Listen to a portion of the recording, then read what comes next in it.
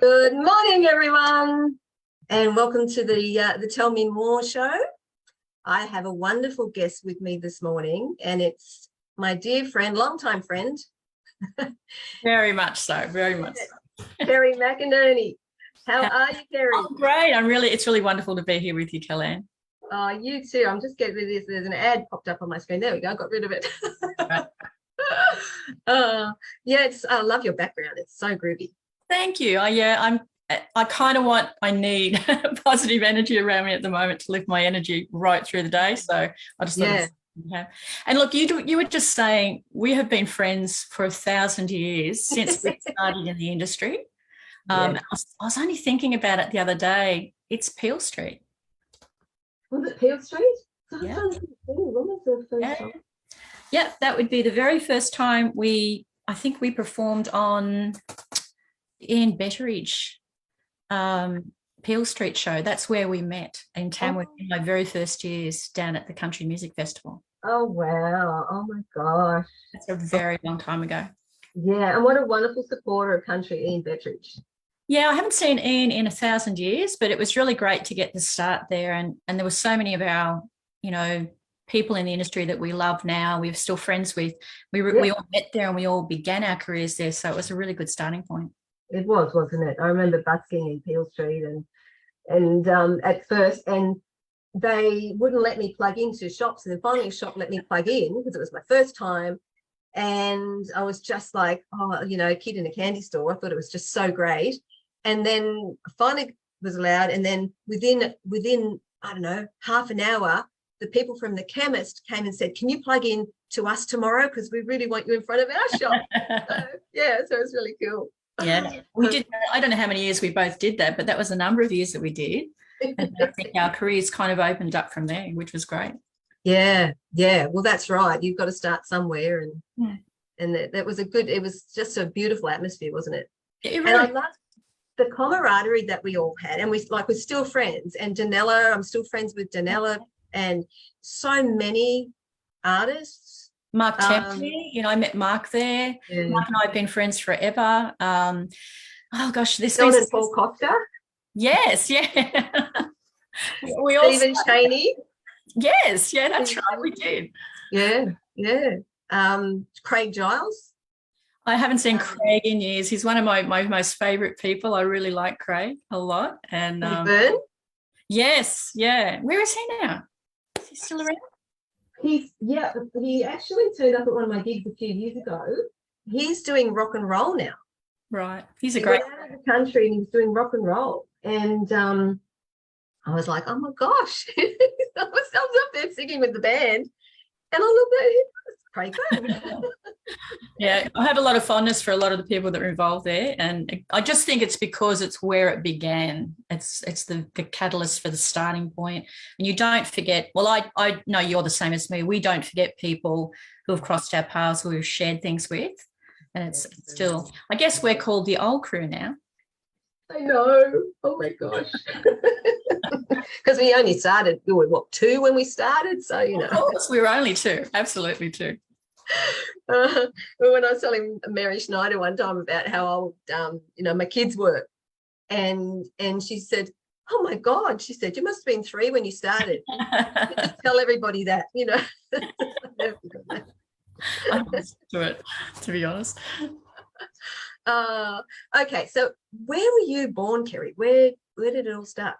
Well, I was actually born in Sydney, and my mum and dad were both singers. Mum really taught me to sing when I was really little. Like, she taught me harmonies. I think the very first song that I ever learnt was Dream, and Mum and I used to change harmonies, and I was like 2 or 3 at the time.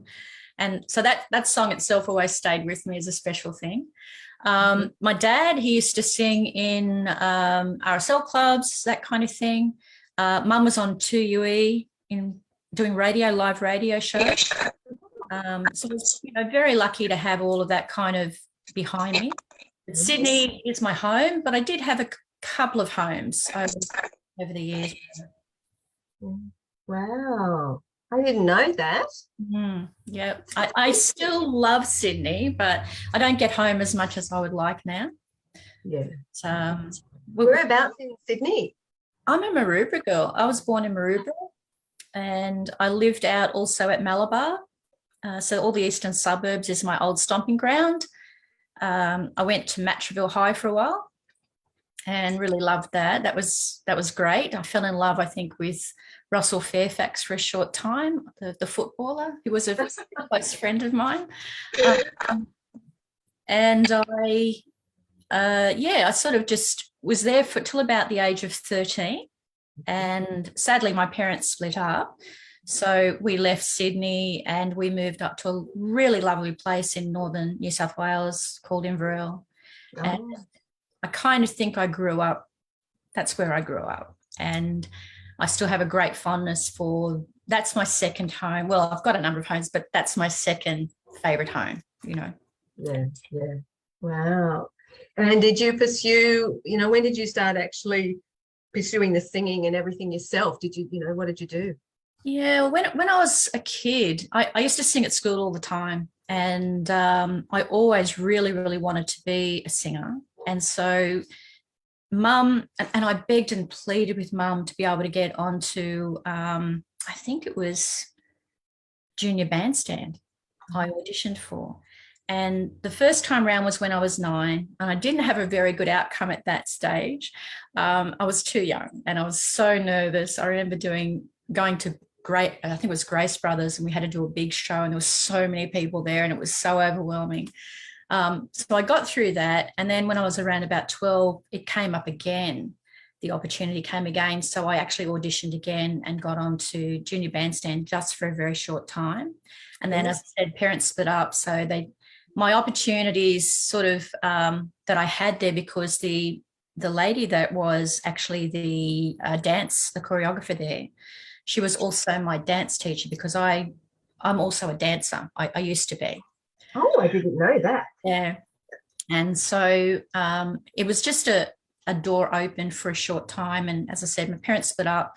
We left Sydney, went to the country, and I kind of had to sort of let all of that go. But when I moved up to Inverell, I became involved in teaching dance and working in a professional dance group, which would be doing a little bit of touring here and there as well. So I kind of kept my foot in the door to some extent, but I never, ever told anybody that I sang while I was growing up. And so it wasn't until I really became much older that I auditioned for a band once I moved to Inverell. So, yeah.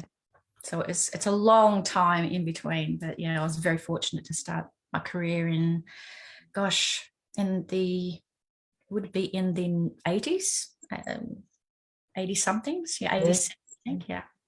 Wow. What do you think the reason was that you didn't tell them about the singing? Did you just, that it made you too shy, or? Yeah, look, I think growing up, I was a kid. I was only actually speaking to one of my teachers who I'm still in contact with. We're really great friends. And I was mentioning to him that throughout my childhood, I was I was insecure. I had a lot of anxiety.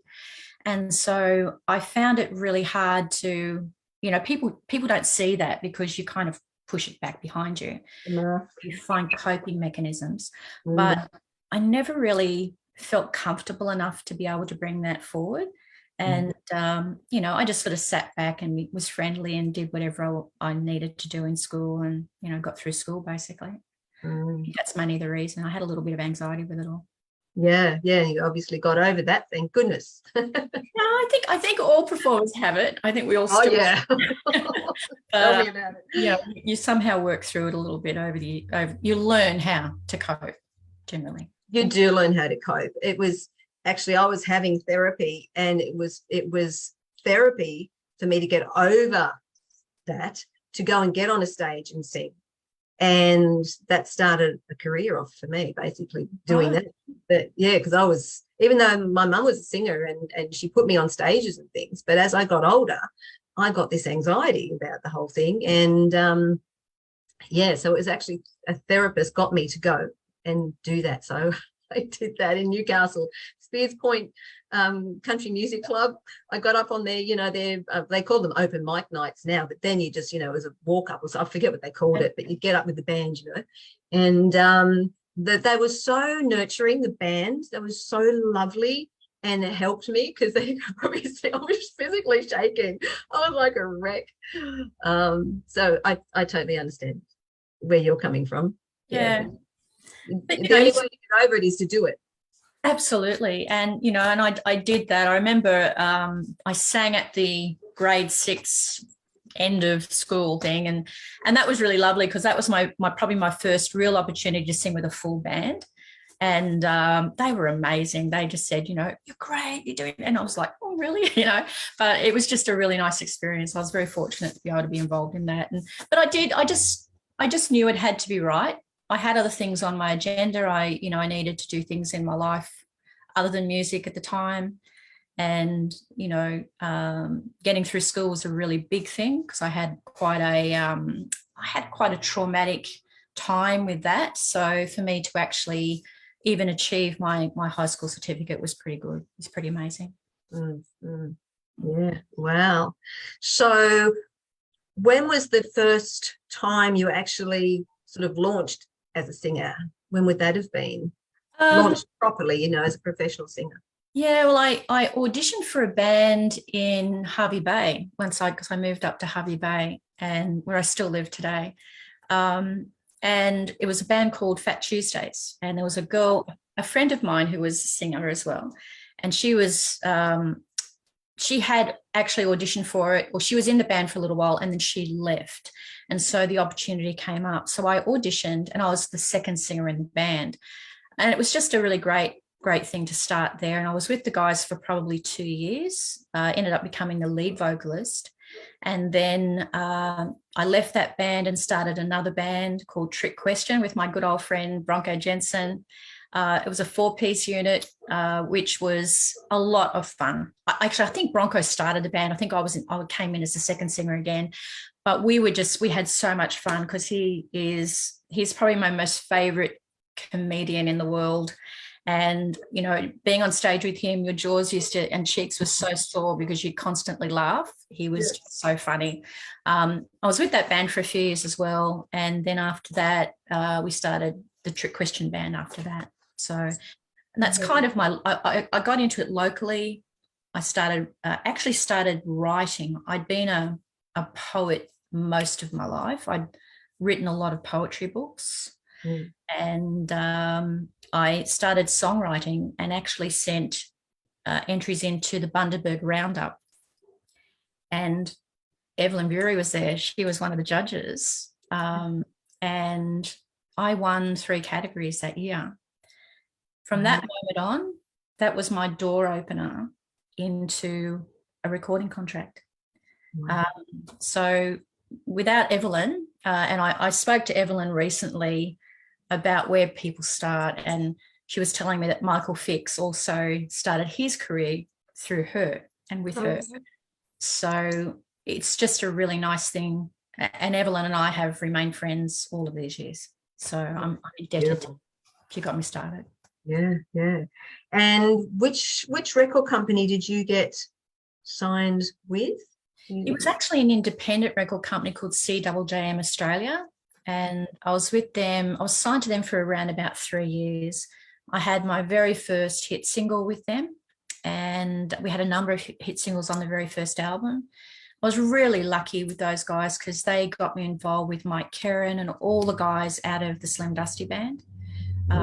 They were my band. They did all of my recordings, and I met and had some great times with most of the guys.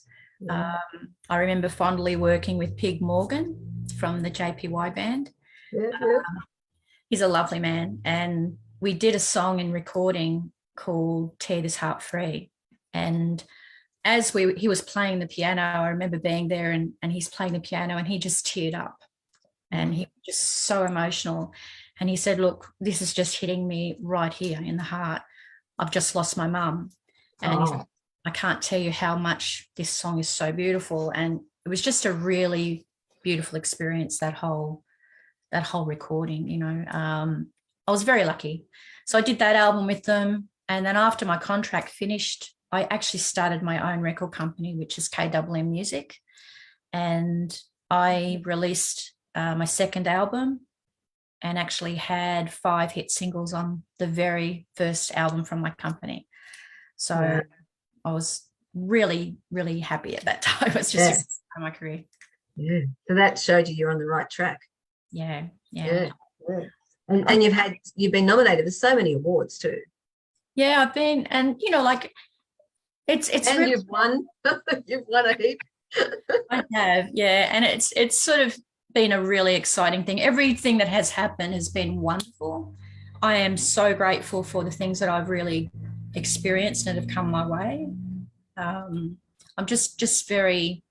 I think I've maintained my humble part of me in that, the most important thing. The awards are one thing, but the most important thing is that I have stayed balanced, grounded, and it's my music and how it touches people's hearts. That's the most important thing for me. Yeah, your body of work is the most important, isn't it? I learned that a long time ago too. It's not the accolades, it's not the charts, it's not the awards, it's the body of work, the legacy that you leave, Yes, that's right. Yeah. I've enjoyed doing all of those sorts of things. So it's been very fortunate. I've just been fortunate. And a lot of people say, oh, how did you get a recording contract? And I said, well, I think it was just sheer luck. And probably I was on a mission at the time, and I felt like I didn't know myself how I would finance things or get started. I didn't know enough about the industry. So for me, it was a really good learning point, getting that recording contract. And it really taught me how to be the entrepreneur in my own life and my own career. Yeah. And I think we make our luck. It's from hard work and persistence and focus. And that's what you had, all those things. And that drew it to you. So you made that. Yeah. And I constantly listened. I asked a lot of questions, and, people who are starting out in the industry, and, it's changed. The industry has really evolved over these years, good and bad. Yeah. But if I can give any advice to anyone else, it's about really asking the right questions of the right people, and surrounding yourself with people who have ability, but are humble in their approach and don't see you as a threat, but see you as someone they can nurture and build. And I just listened to everything that everyone ever gave me and took it with me, basically. And I'm still doing the same thing. Yeah. We're always learning, aren't we? Yeah. Never stop learning. You have to keep going. So what artist influenced you? Oh, gosh, right at the very beginning. There's been so many.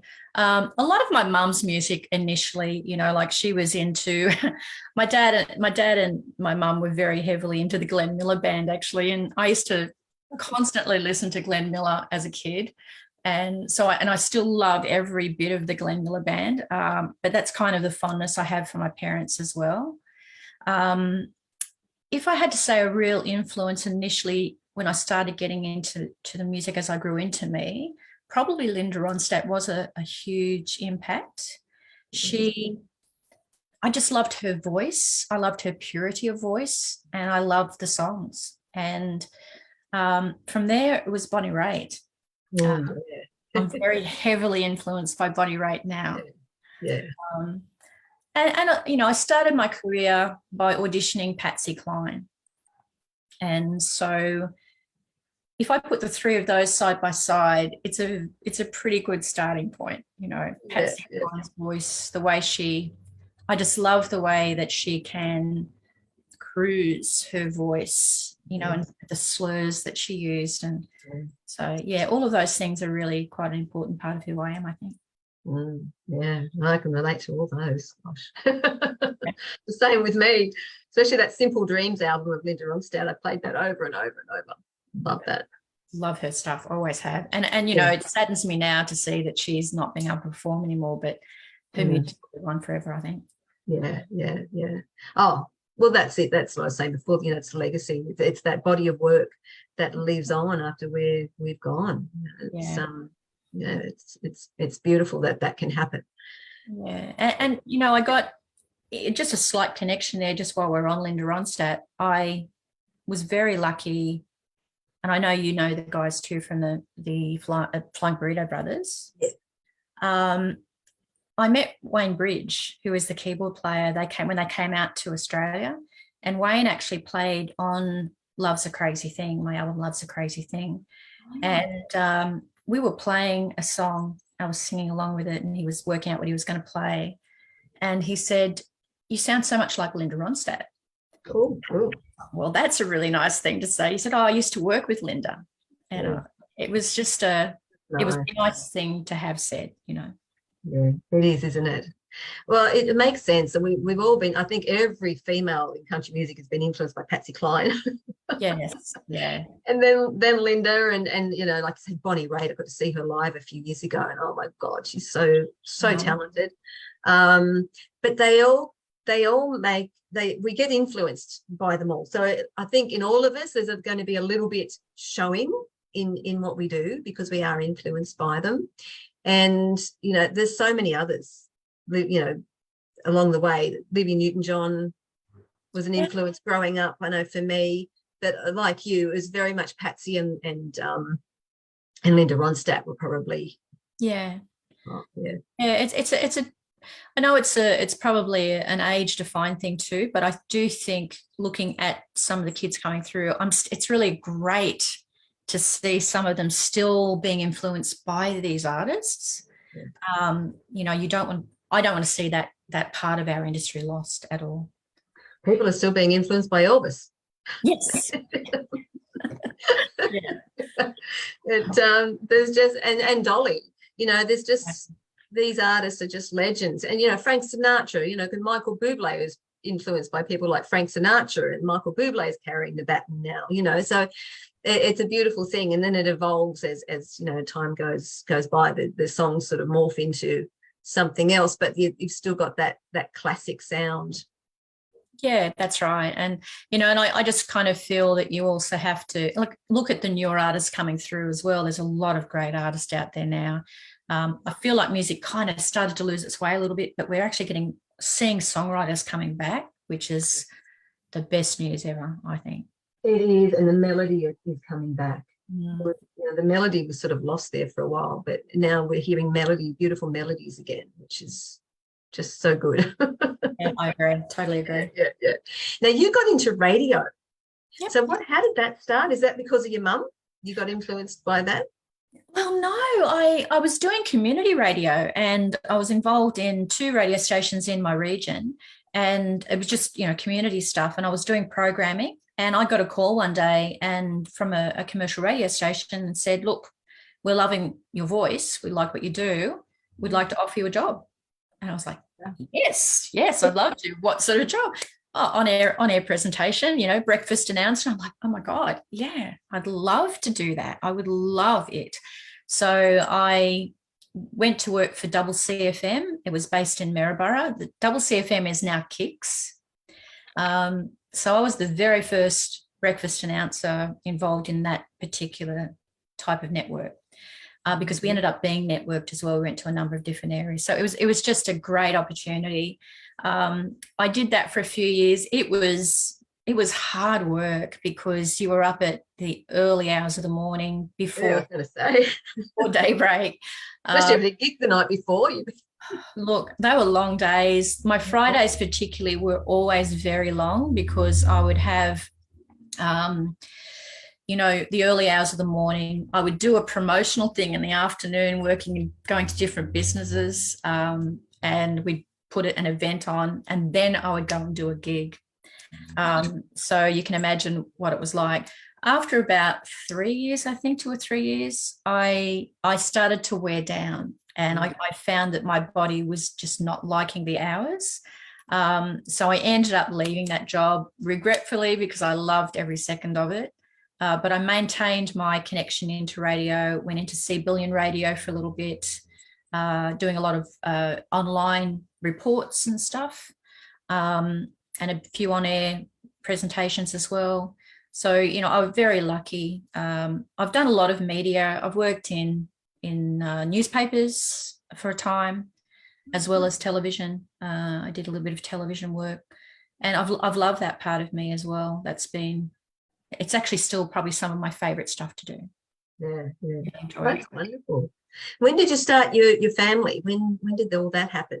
Well, when I moved to Hervey Bay, I actually, because I'm an endometriosis sufferer, so I had endometriosis at a very, very young age, and I was diagnosed. I'd been engaged and I was getting married, and on my 20th birthday, the doctor said you'll never have children because you've got this endometriosis. And I was like, oh my gosh, and I was devastated. But my partner actually said at the time, look, don't worry, we'll adopt if we have to. So we got married that year, about 4 months later after that news.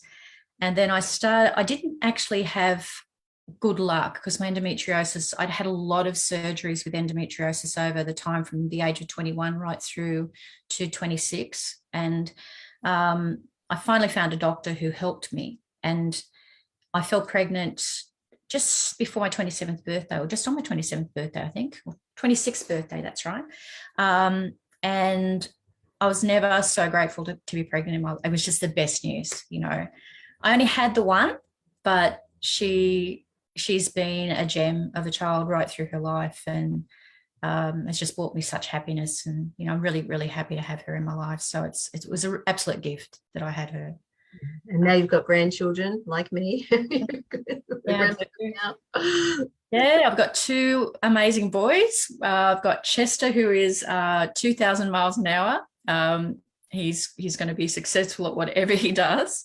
And I've got Frankie. He's a beautiful, empathic child, very spiritual, I feel. And they're chalk and cheese, but they're both beautiful kids, and they're very loving and just bring me a lot of joy in the last years. It's been great. Yeah. They do bring you a lot of joy, don't they, grandkids? They wear you out, but they bring you a lot of joy. They do. You kind of remember what it was like when you have grandkids. You suddenly think, oh, do I really want to go back to this? But yeah, look, I do. I love it. I go to the park with them, and we do TikToks together, and we sing and we play guitar, and it's lovely. Really good fun. Yeah. Who taught you the guitar? Well, I'm still not a great guitar player, I'll be honest. I had a friend called Mark Nusky, who was one of my co-workers. He gave me a little bit of work teaching on that, but I've basically self-taught now. But I use it a lot for my songwriting. Yeah. My arms, because as you know, I got sick a few years ago.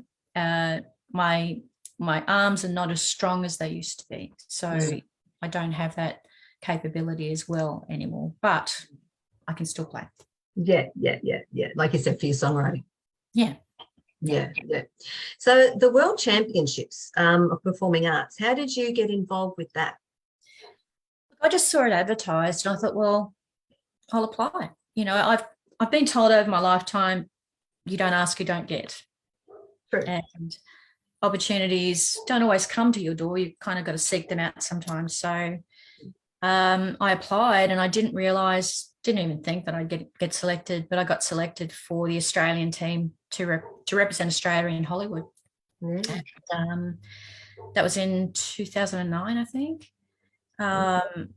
So that was a pretty cool experience.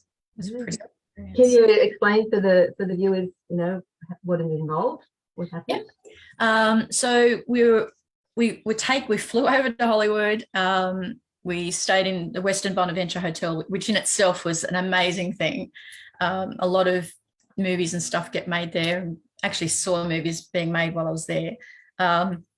So they take a team of people representative of all kinds of things, from singing through to dance to acting, all kinds of the creative aspect of what we do. So I represented just Songwriter. And so I went over there doing all my own material.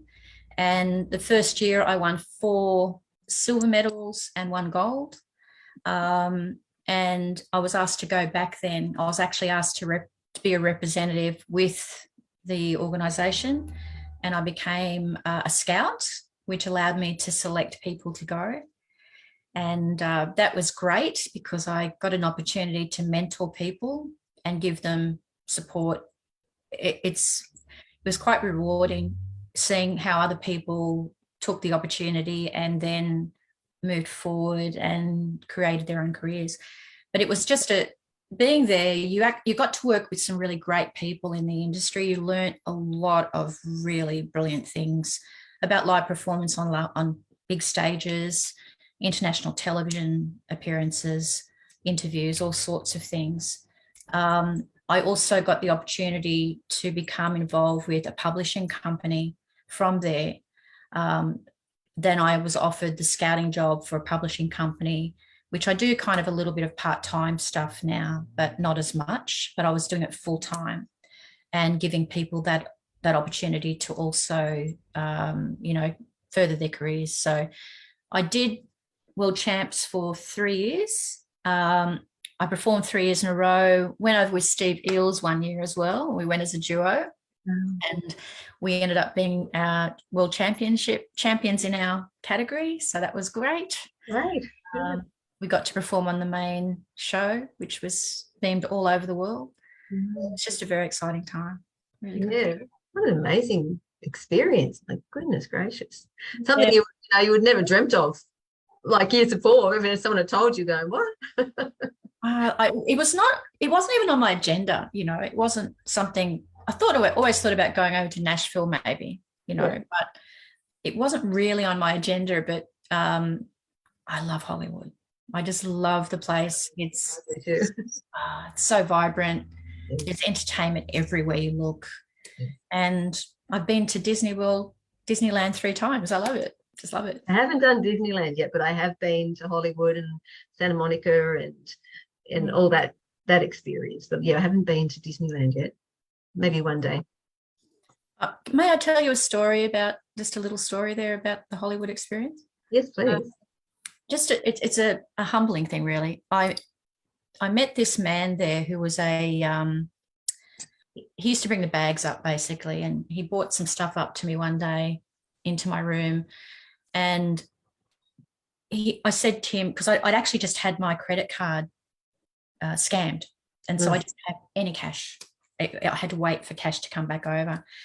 And he came up and I said, look, I'm really apologise. I don't have any money to give you as a tip. And he said, no, ma'am. He said, just wait a moment. And he unwound this big wad of of money, and he gave me $10. Oh. And he said, here, ma'am, here's $10 to get you through. He said, people give me money. He said, I pass it forward. He said, when you're ready, make sure you give it to somebody else. Well, I've held on to that note. It's become a bit of a mojo for me because I just thought it was such a special experience. Beautiful. Yeah. But what it's done for me is to be able to learn to pass it forward to others. And I've probably done that many times in different ways with things that I do. So it was just a moment that Hollywood, away from the music, that gave me a rewarding heart moment, that also kept me humble in that place as well. Yeah, that's beautiful. It's a beautiful story. I'm very much for passing it forward too, as you know. Definitely. Yeah. And some people don't know how to take that. It's especially, if you're paying for coffees and things like that with people. I've had people come up and say, because I try to do it where they don't know I'm doing it.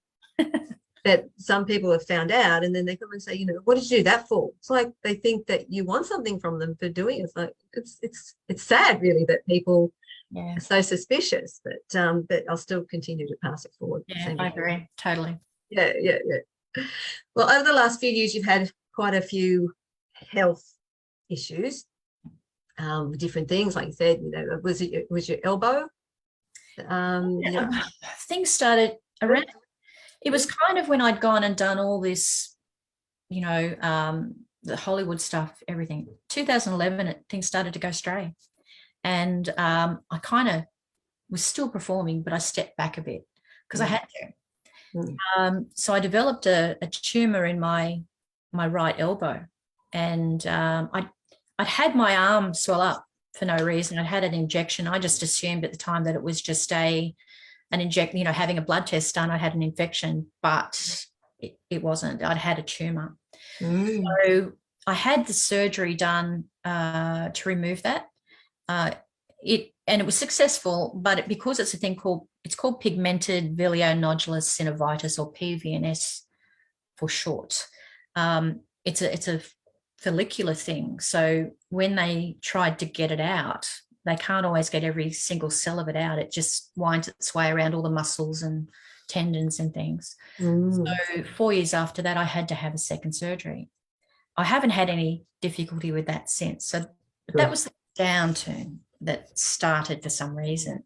I went for a couple of years feeling great. And then in 2016, I started to get quite chronic pain in my legs, which didn't make any sense. And I was having regular massages nonstop. At the time, I'd been on a very high keto diet, and I'd been losing weight with a major organisation, which I'll leave nameless. But I was taking a lot of their products at the time and not knowing what was going on.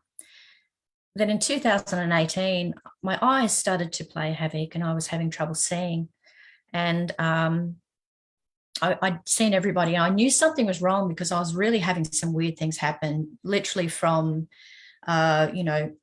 seeing my cat, who I knew had been there, but I'd look around again and I'd see the cat in a kind of negative.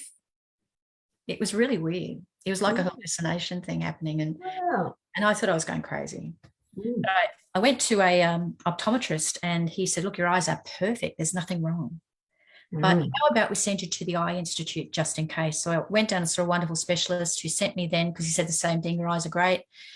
And he said, I'll send you for an MRI, which I nearly didn't have because I thought, why do I have to have an MRI? He said, of my brain.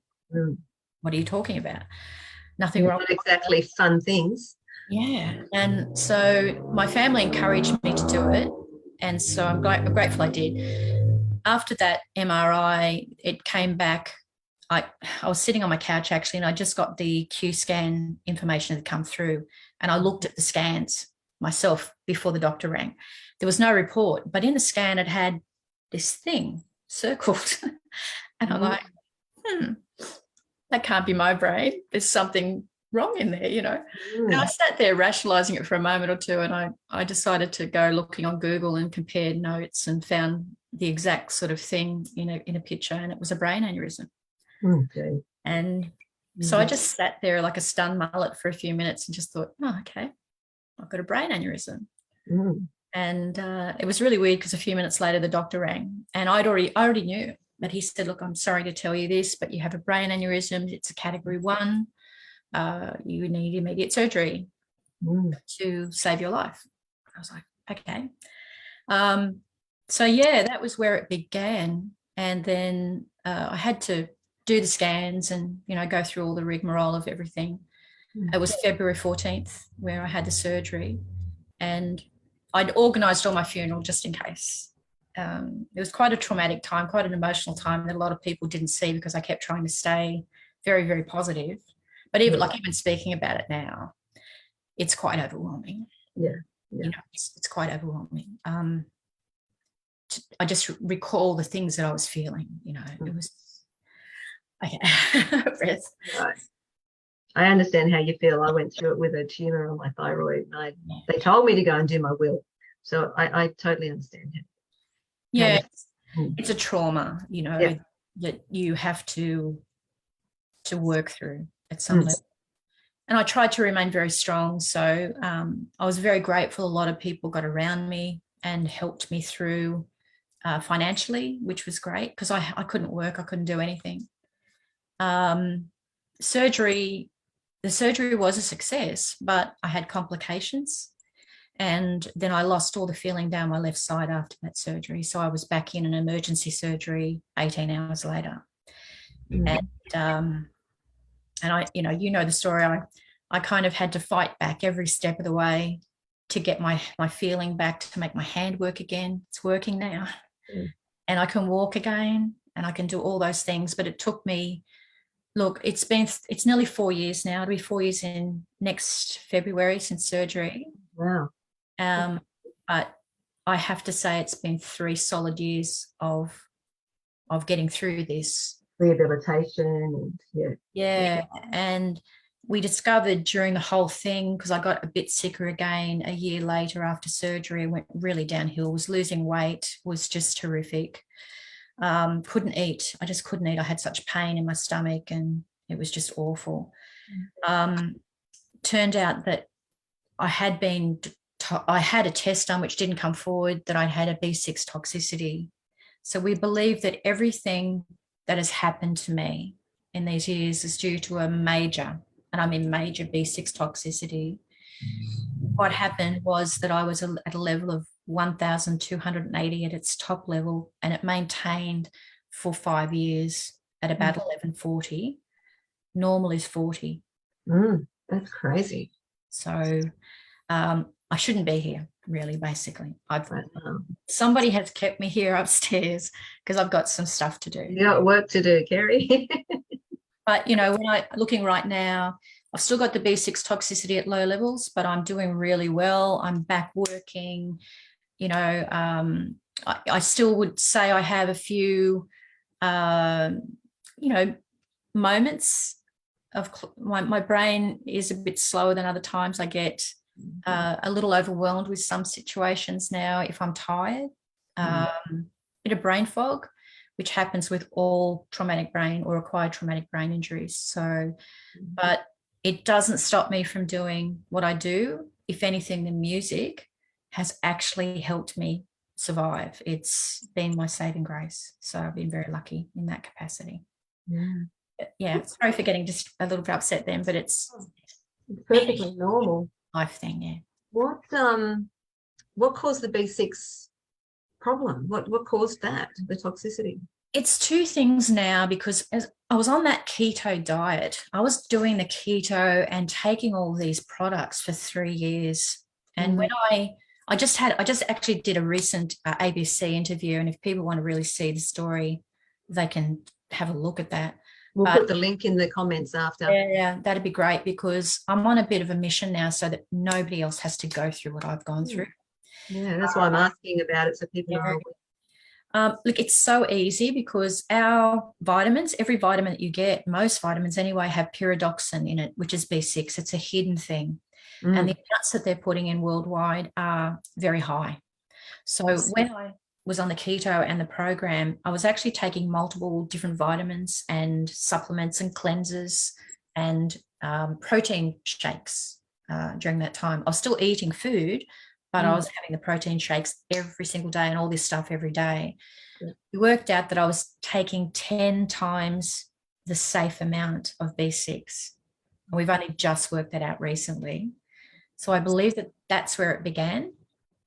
The maintaining of it has been a concern because doctors say it's water soluble, but it sits in the muscles. We've now discovered it sits in the muscles and the nerve ends, so it inflames your nerve ends, which causes all these other problems, affects your vagus nerve. So your vagus nerve stops operating, your autonomic system doesn't work as well. So the auto things in your body, like blood pressure and blood flow, arteries, all those sort of things, don't do what they normally should do in a normal person. But I have gotten onto a program where I've been working with this lovely team of people in the United States, and they have given me this protocol to go by, which I've been living and breathing. And I have been told now that I might have a metabolic issue that has somehow, maybe I've injured my vagus nerve, so it's not quite as healthy as other people. But I've really learned how to cope with this. As I said, it's not affecting me the way it was like 12 months ago, even 2 years ago. Oh my gosh, I thought I was going to die. I remember. Oh my gosh. When I had the numbness, I woke up one night, I was having trouble actually. It felt like I was just leaving my body. I had numbness from the tip of my toes to right up to here, and I couldn't breathe. So it'd be so frightening. It was scary. Yeah, it was really scary. So don't take anything, people, don't take vitamin B6 or pyridoxine. It's poison. It's toxic. Yeah. Well, it really comes down to anything you do take, check with your doctor or your naturopath or both. Yeah. It's too accessible now in the chemists. They do these ads and you can go in, there's shelves and shelves of supplements and stuff.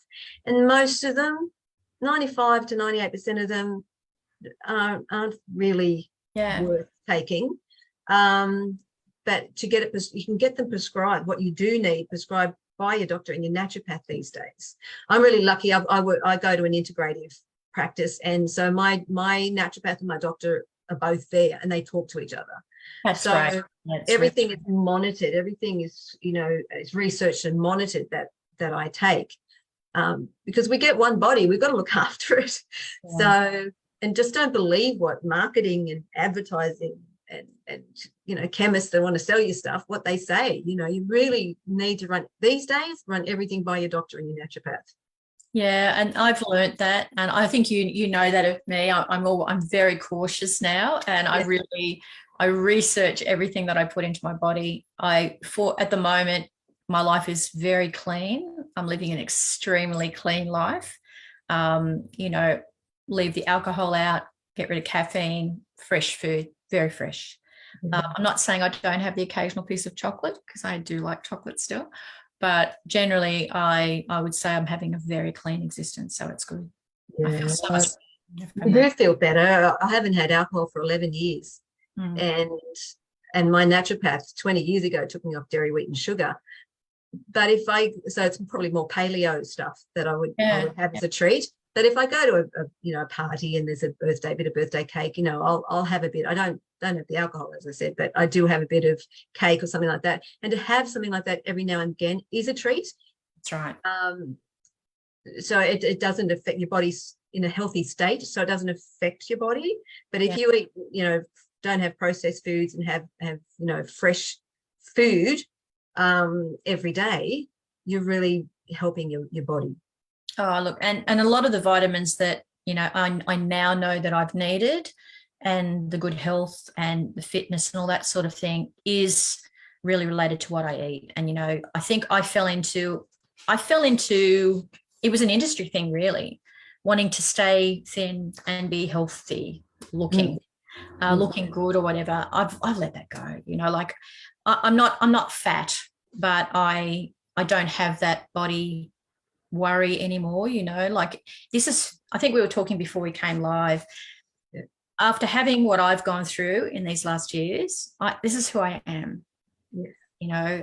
It's all me, and I don't think I need to be anything else but me, and just because happiness is more important than anything else. Well, it is, and we get conditioned with society thinking that we're not good enough and that we have to look a certain way, and we don't. We're perfect the way we are, as we are. We don't have to prove anything to anyone. But when you're younger, we know that now, but it took us a while to get there. It's a very competitive thing within the market as well, within our industry too, because we are, as performers, we're sort of like, we have to look a certain way, we have to be a certain way. But, I look to talent now. I just look to people with talent, and I don't care what you look like. It doesn't matter. If you've got the goods there, that's all that's important. That's the main thing. I never thought years ago that I'd ever go out in public with grey hair showing, and I haven't been to the hairdresser for years now. There's still a little bit of blonde on the ends, but it's growing this weird colour. In some lights it looks like it's growing blonde. How can that happen? I had dark hair. And other lights you see that it is grey. But so far, I'm actually doing all right, to be honest. I really am. But I'll tell everyone I'm actually a brunette, but I love to colour my hair, and I'm I love purples and blues and all sorts of things. So it doesn't really matter. You just go with whatever you feel like. Yeah. And I used to hide my age. I wouldn't tell anybody my age. Now it's like if someone asks me, I just tell them. It's like it doesn't matter anymore. You can be 21 all your life. It's okay. They don't believe me anyway when I tell them how old I am. I was like, oh well. Again, it's an industry thing, that's what it is. It's the industry expectation. So, It's true. That's true. So what advice, well, you've already given some advice, but what advice would you give someone that's watching, that's going through, a health challenge, whether cancer or whatever, some sort of health challenge? What advice would you give them, mindset wise, and how they could to see the future they want, Yeah. Look, it's a very challenging thing. mentally, emotionally, you can tell by my reaction earlier, it sits in you. You've got to be very aware of it. There are days that are bad, really bad, but then you have to change your focus. I have lived and breathed the word refocus. So every single time I'm in a bad place with my health, over this last 3 years particularly, I've said to myself, refocus, refocus, refocus, and I get myself out of it. I've also said to myself, I have too much to do. I have too much to live to stop myself short here, to let myself down. I've got to fight every step of the way. I've got to be so determined. And that's what I've done. If I have a challenge, and I never call them problems, they're challenges. Yes. Because if I call it a challenge, I can beat that challenge. I can aspire to beat that. And that's how I've done this. The greatest challenge, I guess, was when I came, out of surgery, not being able to move my leg and arm. For a moment, I thought, oh, is this going to be forever? But something in me just said, no, we're gonna get this back. And so I went in determined into rehab. I worked really, really hard. And I also never let go of my dream to come back into my music, because without my music, if I don't perform, and COVID got in the way as well, not performing, it is really hard when you don't perform. So it's part of your energy flow as a creative person. We just need to do that stuff. And so I had that at the top end of my goal setting, that by this particular time you're going to be well, this is what you're going to do. And during my healing process, my recovery, I wrote my music. I used Shmuel, of all things, to get my voice back, because my voice was also affected for a time. That was great fun. I did TikToks, of all things. So I kept my life light and happy, even when they were very down and very difficult days. Yeah. So it's a matter of them finding a goal. If they're not performers or anything, find a goal, something they want to aim for, and just keep focusing on that. Yeah. And, I also had my family. That's a very important goal. It has to be at the forefront of everything. I had too much to do with my daughter, my son-in-law, my partner, and my grandchildren. I didn't want to go anywhere, so I wasn't going to give up. And I think that's your meter. The things that are really important to you, just go for and refocus your pain and struggle. Don't sit within it. Don't let it be your master. That's great advice. Yeah, it's really good advice. Have you got a new album in? Well, I'm actually just about to. Yeah, I've had a couple of early releases, which did really well for me. I've had a number of number one hits out of it already, which has been great. We've got another track coming up very, very soon, which I'm looking forward to releasing. I've just completed, we've been doing it in dribs and drabs because it's been slow. And I've had people that have been waiting on this, and I was going to rush. And I thought, no, I want to test the waters, see how it goes. It's gone really well. So people have received me back in a great way, which has been wonderful. It's given me my confidence back, because coming back from being so unwell and into the industry to record, release, do all those sorts of things has been really challenging in itself. Yeah. Scary, actually. Yeah. But yeah, I've got a number of, just finishing off another couple of tracks at the moment, which I think people are going to love. I've been working with Ronnie Delbridge in Brisbane it's a small studio, but he does amazing work. I'm talking with Michael Fix, who I'm working with currently, to do a couple of recordings as well with him. I'd love to be able to do a few tracks with Michael. He just plays we've worked together before, of course, with Stan. Yeah. His birthday today, so happy birthday, Michael. Happy birthday, Michael. Yeah, he's young. He's only 21. That's what he told me. That's right. Just like us. Exactly. But no, it should be out very soon. So you can look out for the next release, which will be around about the same time the whole album will be coming out. I'm really excited about it, because it's kind of a bit of a journey album as well. And I've got a couple of really good fun tracks on there too. So I think people are going to love it. I really beautiful. Well, I'm going to put all your links in the comments for everything. So I'll get you to send them to me, and then I'll just whack them in the comments so that everyone can find you and, you know, listen to watch that ABC thing that you were saying, and other things that you want to promote. Yeah, that'd be great. That'd be really What's the current single out that's out at the moment? The one I'm about to release. What was the one before that? We had Waiting on the Let It Be Love. Yeah, Let It Be Love. It's actually still doing some amazing things. Just a quick note, I know we've got to go, but I coordinated that with Greg T. Ross, wonderful man. His wife had pancreatic cancer, so we did it as a pancreatic cancer fundraiser. It's called Let It Be Love, and it went to #1 overseas, became platinum record. We've had a lot of accolades. You know, it's been a really wonderful. Is there a video clip?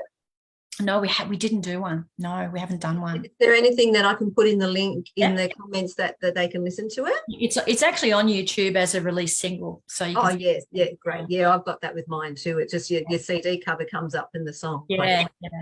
But it's a lovely track, and if people still want to, you know, if they actually want to make a purchase of that digitally, all money will go in. It's not for me, it's for the pancreatic. We're trying to raise funds for pancreatic research at the moment. Yeah, that's a big one. Yeah. Okay, so what is your vision of the future? What plans? I know that you've got this music that you're recording and everything, but what other visions do you have? Because, you know, you're a healer as well. You do all that side of it, and you've got so much talent. You could do anything you want to do. But what vision have you got at the moment for the future? Look, I think it's just really getting out there and performing more. I really want to go and do a full tour. That's been on, you know, we've been trying to get that together. With COVID, it's been so hard. I just would love to be able to really do a nice little, even some mini tours here and there. Looking forward to getting up to Cairns again. I've got really great friends and a good following up in the Cairns and North Queensland region. So hoping to get up that way. Definitely keep recording and writing. I'm teaching again. I'm doing singing, vocal teaching again. So that's really good. Pretty well. It's really just to be happy in life. I just think do all the things that I've now been given a second chance to do. Yes. So anything that I feel happy with or that's going to give me nurturing in my life, whether it be music, whether it be my healing. As you know, I do a lot of spiritual work with people. I'm a very spiritual person. I do, you know, life counseling, that kind of stuff is my day gig. And that's who I am. That's what I do. You know, I just want to be me and live happily, I guess, happily ever after. Yeah, that sounds beautiful.